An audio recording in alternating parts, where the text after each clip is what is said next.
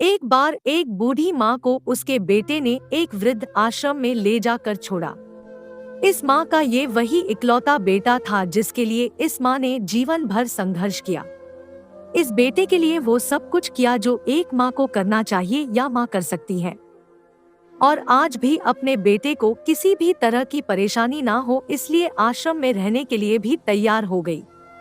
वृद्ध आश्रम में रह रही माँ हमेशा अपने बेटे को याद करती मगर बेटा केवल साल में एक बार उसको मिलने जाता या फिर फोन पर बात कर लेता। कई साल बीत गए। वृद्ध आश्रम से बेटे को एक दिन फोन आया। उन्होंने कहा, बेटा जल्दी से आश्रम आके अपनी माँ से मिल लो, वो बहुत सीरियस है। बेटा जब अपनी बीमार माँ के पास पहुंचा तब वह अपनी आखिरी सांसें गिन रही थी।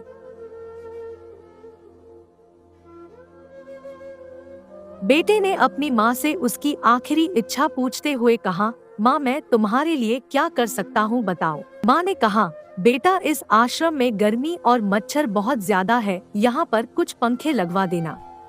फ्रीज ना होने की वजह से यहाँ पर हम बूढ़ों को कई बार भूखे पेट ही सोना पड़ता है, क्योंकि किसी ने दिया हुआ खाना खराब होने से नहीं बचा पाते।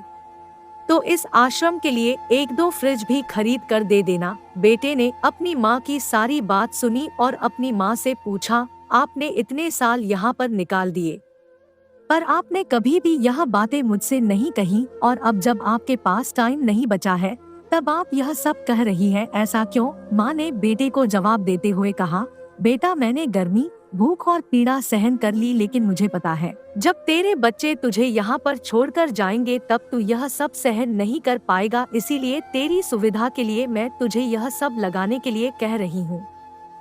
दोस्तों, माँ की ये आखिरी लाइनें किसी भी बेटा या बेटी की आंखें खोलने के लिए सक्षम है। इतिहास हमेशा अपने आप को दोहराता है।